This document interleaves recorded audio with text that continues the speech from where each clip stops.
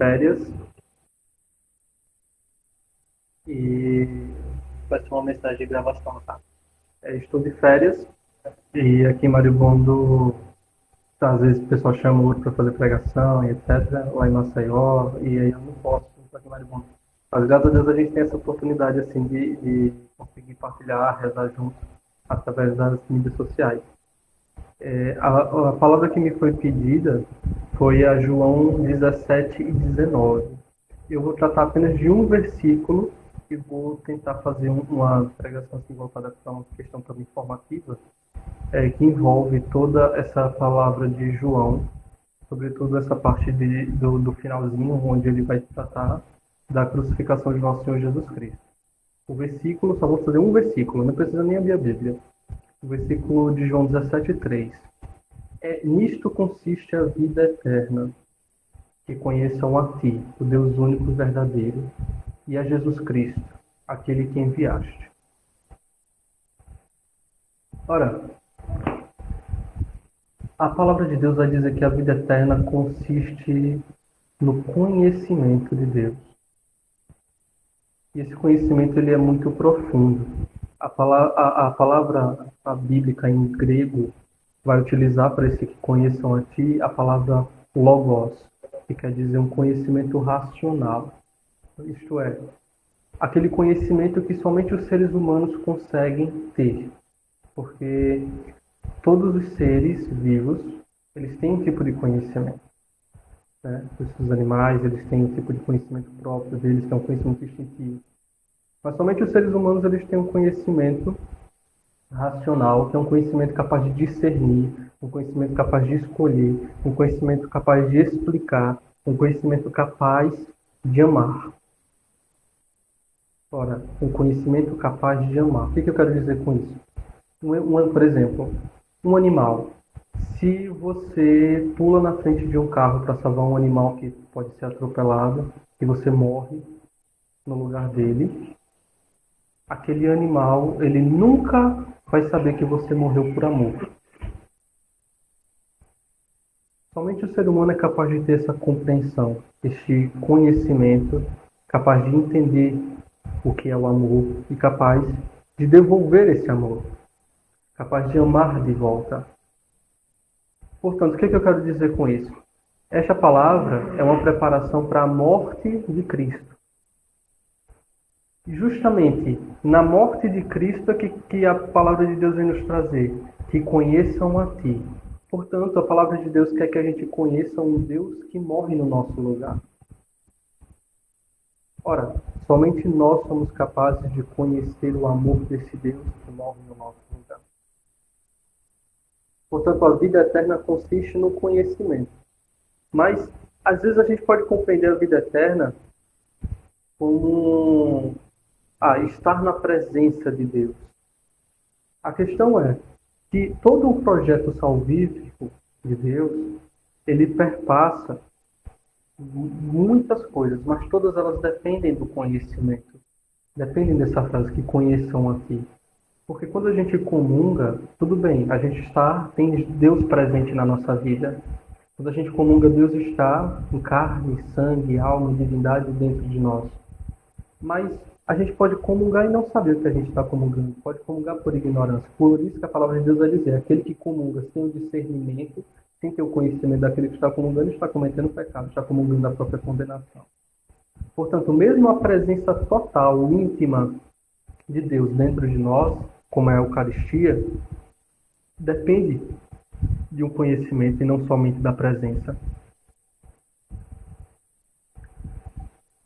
O que eu havia dito, a morte de Cristo. Gente, o que diferencia a morte de Cristo da morte dos dois ladrões que foram crucificados ao lado dele, para as pessoas que estavam ali assistindo e alguns até aplaudindo? O que diferencia é que nós sabemos que aquele Deus que está ali morrendo, aquele homem que está ali morrendo entre os ladrões, ele é o Filho de Deus. E esse conhecimento ele muda tudo. Ter o discernimento, ter a total compreensão deste Deus que a gente entrega à nossa vida, é o que vai fazer a nossa melhor participação no mistério da salvação. Portanto, eu gostaria de tentar, de uma forma, assim, de uma síntese, explicar todo o projeto salvífico de Deus até chegar na crucificação, que é justamente o que vai se tratar dos capítulos de 1, 17 e 19. Né? Eu fiz essa introdução a respeito do conhecimento e eu vou mostrar a vocês, assim, de uma maneira muito sintética, como acontece o projeto de salvação de Deus até chegar na crucificação e por que tudo isso depende do conhecimento. Lembra que a palavra de Deus diz, eu não, a palavra de Deus. A vida eterna consiste nisso, que conheçam a ti. Tá? Então vamos fazer um breve resumo do projeto salvífico de Deus. É o seguinte, ora, a primeira pergunta que a gente deve fazer: Deus, que é tudo, que é este Deus imenso, onipotente, infinito, que não precisa de nada, que é eterno, que é imutável, por que ele iria criar seres imperfeitos como nós e ele se basta? Por que Deus quis criar todo esse projeto, toda essa criação, a Terra, o universo, as pessoas, se ele não precisa de nada disso? Né? Então, para essa resposta, a gente diz o seguinte: ora, Deus quis criar o homem para comunicar a sua bondade. Isso é uma frase de São Tomás de Aquino, doutor da Igreja.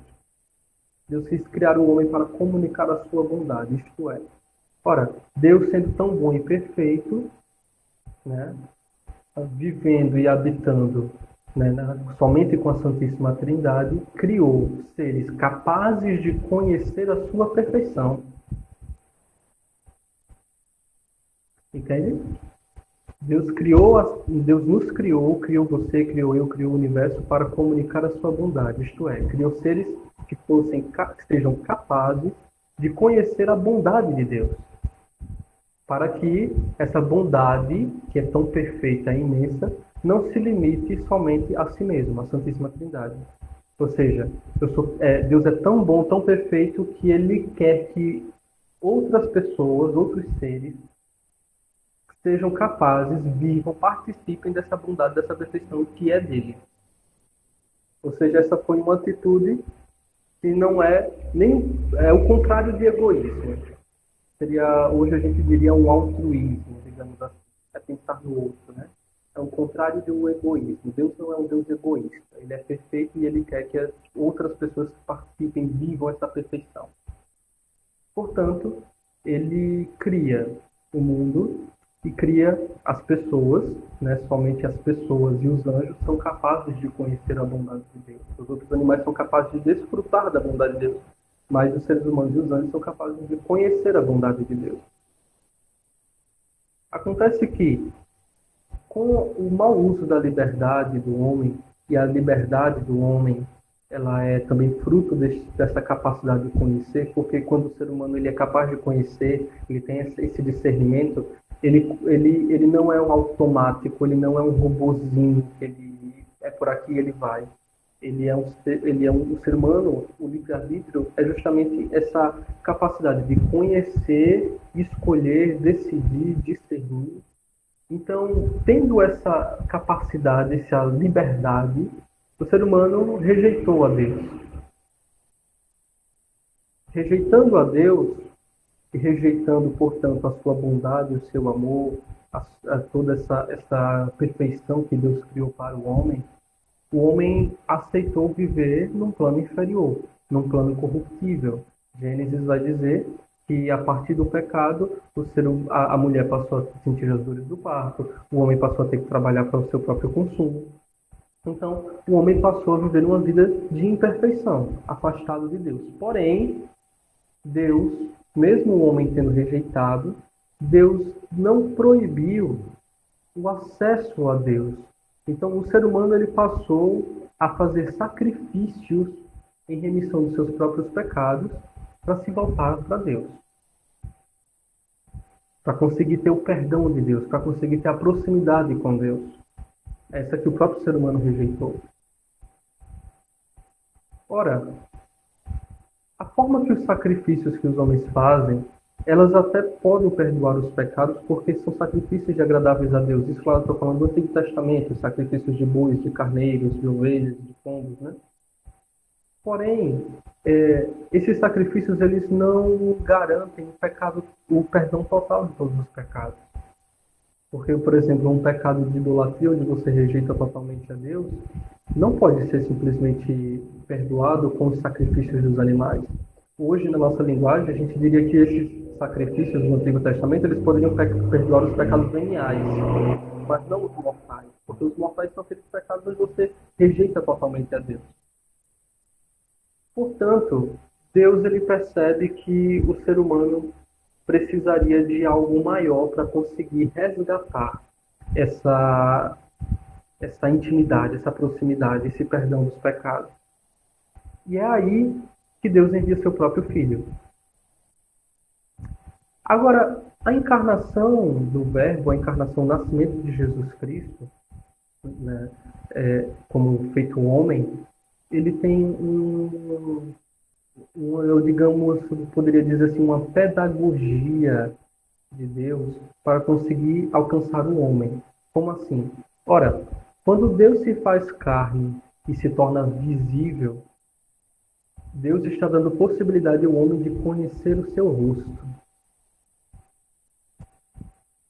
Olha, isso faz parte de uma pedagogia de Deus. Deus ele está tentando resgatar o homem para aquele convívio que o homem rejeitou lá atrás. Então ele inicia a sua pedagogia de mostrar o homem, mostrar a capacidade de conhecer o homem, que ele pode, deve, que o destino dele, a finalidade da vida do homem é conhecer a Deus. Ele dá ao homem a capacidade de conhecer o seu rosto. É um Deus que se faz carne, é um Deus que se apresenta, é um Deus que se faz homem como nós, que mostra o seu rosto, né? Que anda nas nossas terras, que come o mesmo que nós comemos, que passa pelas necessidades que nós passamos, quis, por sua livre vontade, ter uma mãe. Né? Então, isso faz parte da pedagogia de Deus. Essa pedagogia, repito, mostrar ao homem que o homem é capaz de conhecer a Deus, e que o homem foi feito para conhecer a Deus, e que essa é a finalidade do homem, e que o homem nunca será feliz se ele não conhecer a Deus. Então, Deus ele continua na sua pedagogia. Cristo vai crescendo, né? Depois de sua vida pública, de atingir seus 30 anos aproximadamente, ele começa a se revelar como Deus.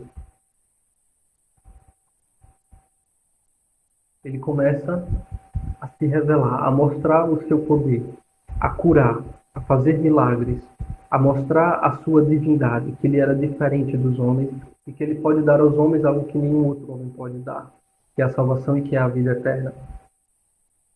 Portanto, Cristo vai crescendo e ele vai mostrando seus milagres, vai se apresentando como Deus, vai se mostrando como Messias, e ele passa para um novo passo na sua pedagogia. Ele passa para o passo da Eucaristia. Ora, Deus não quis somente revelar o seu rosto, não quis somente mostrar que é Deus, mostrar que é poderoso, que cura, que faz milagres. Às vezes ele quis mostrar para o homem que ele quer habitar dentro do homem e quer fazer com que o homem habite dentro dele. Ora, a Eucaristia, quando nós comungamos a Eucaristia, é Deus todo dentro de nós. E somos nós todos dentro de Deus. É uma ligação tão íntima que a carne de Deus passa a ser a nossa carne, o sangue de Deus passa a ser o nosso sangue. Nós somos nutridos internamente pela vida de Deus. É de uma profundidade essa união, né? Tem até uma frase que todo mundo fala: você é aquilo que você come. Então, se você comunga, você está se deificando. É uma linguagem que a gente usa na teologia. O processo de deificação do homem. Isso é uma união tão grande, mas tão grande, né? A gente fala que é uma união hiperbólica, né? Uma linguagem. Santa Teresa d'Ávila vai dizer que é a vida unitiva, né? A última porta do café é a vida unitiva. perfeitamente a Deus. É como se fosse uma espada numa chama, né? A chama ela consome tanto a espada, inflama tanto a espada que ela se consome ali dentro. Parece que ela, a mesma espada parece que ela é a própria chama.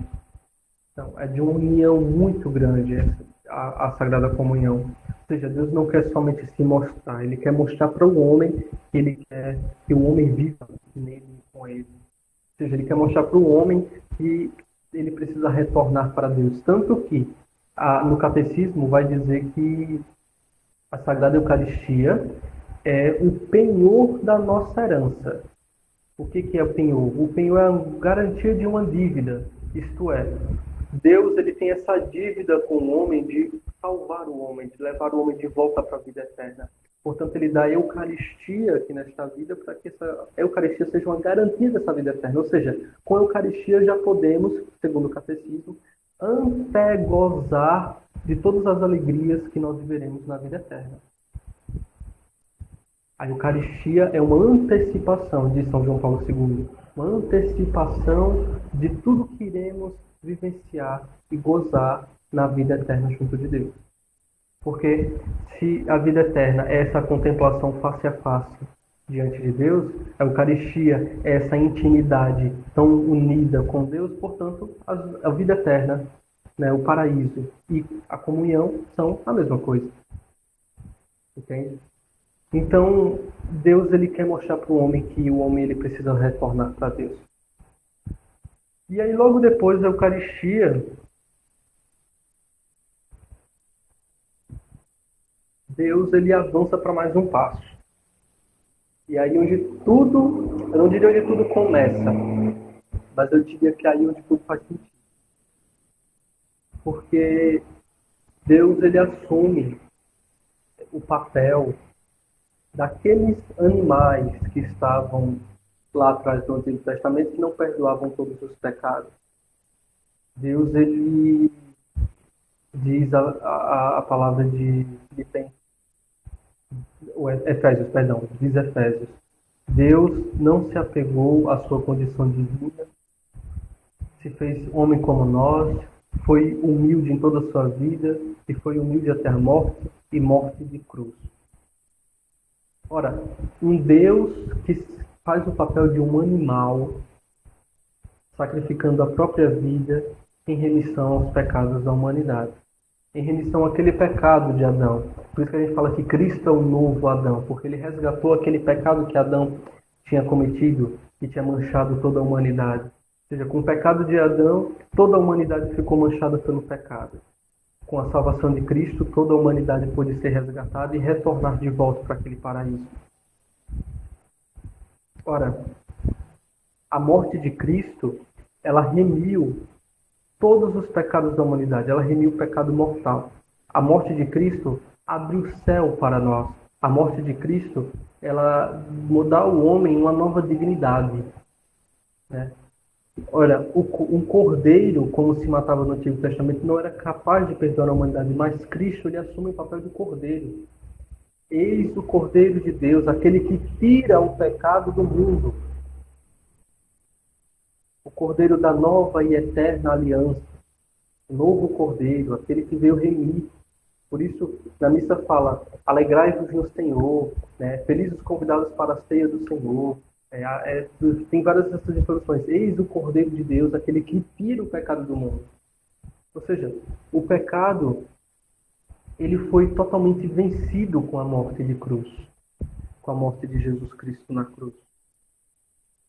Portanto, essa pedagogia de Deus, ela tem essa realização. Ora, Deus ele estava mostrou o seu rosto, mostrou sua divindade, convidou de volta naquele banquete, convidou a intimidade, a comunhão. Mas agora com a morte de Cristo, a morte ela é vencida de uma vez por todas.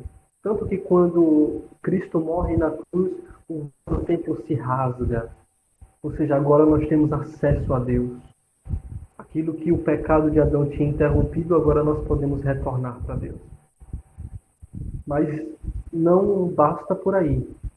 Na pedagogia de Deus, após a morte vem a ressurreição. Isso para nos mostrar que Cristo quer nos dar vida e vida em abundância. Ou seja, é pela morte de Cristo que temos vida. E é isso que ele mostra com a sua ressurreição. Cristo só pode ressuscitar se ele passar pela morte. Portanto, nós também só podemos ressuscitar se passarmos pela morte. Então, após a morte, nosso destino, se conhecermos a Cristo, aquele que se revela, conhecermos a Cristo, aquele que se mostra como Deus, que apresenta o seu poder, conhecermos a Cristo, aquele que nos chama a sua intimidade, conhecermos Cristo como aquele que é o Cordeiro da nova e eterna aliança, conhecermos Cristo como ressuscitado, se o nosso conhecimento se abre para essa verdade revelada que é Deus para nós, portanto, ao fim da nossa vida, nós temos acesso à ressurreição. Nós temos acesso à vida eterna. Portanto, em que consiste a vida eterna? Segundo João 17, versículo 3, a vida eterna consiste nisto: que conheçam a Ti, Deus único e verdadeiro, e Jesus Cristo, que é aquele que nos enviaste. Então, essa é uma pedagogia de Deus para resgatar o homem do pecado. Aquilo que Adão havia feito, negando a Deus, hoje pode ser resgatado porque Cristo assumiu o papel de novo cordeiro, se apresentou, se mostrou, se revelou, deu ao homem que tem essa capacidade de conhecê-lo, abriu a esse acesso a nós que temos a capacidade de conhecê-lo para retornar para ele. E essa capacidade de conhecê-lo, Santo Agostinho fala bem assim, temos sede de Deus. Tenho sede de Deus. É como se houvesse uma saudade de Deus. Essa capacidade de conhecer é como se fosse uma saudade do eterno. Ou seja, ele falando assim, fomos feitos para Ti, Senhor, e o meu coração não descansa enquanto não repousar em Ti. É como se essa capacidade de conhecer a Deus, que Deus nos dá, fosse sempre impelida, instigada, para que a gente conheça a Deus a todo momento. Isso é interno do homem. O homem tem em si uma capacidade de conhecer a Deus que é dada por Deus. Portanto, se o homem não satisfaz essa capacidade interior, intrínseca de conhecer a Deus, o homem ele nunca vai se sentir um ser humano bem realizado. O que eu quero dizer é, Deus nos fez para Ele. Deus nos fez para comunicar a sua bondade, Deus nos fez para comunicar o seu amor. Portanto, nós temos uma finalidade, nós não somos um simples fruto do acaso. Nós temos uma finalidade. Deus me fez para Deus. Portanto, se eu não compreendo a minha vida, se eu não direciono a minha vida para essa finalidade na qual eu fui criado, eu sempre vou estar deslocado, eu sempre vou estar insatisfeito. É como se pegar uma cama e utilizar como uma mesa de jantar. A finalidade da cama não é feita para ser uma mesa de jantar. A finalidade da cama é feita para ser uma cama. É para que a pessoa vá lá, durma e descanse. Nós, seres humanos, fomos feitos para compreender que Deus nos ama, porque nós temos essa capacidade, e para amar de volta, porque nós temos essa capacidade. Ora, diz São Bernardo de Claraval, ele diz assim, ora, se Deus me deu a capacidade de amá-lo, então por que não amá-lo com todas as nossas forças? Ele diz também assim, ora, se Deus fez tudo o que eu sou, então por que não amar a Deus com tudo o que eu sou?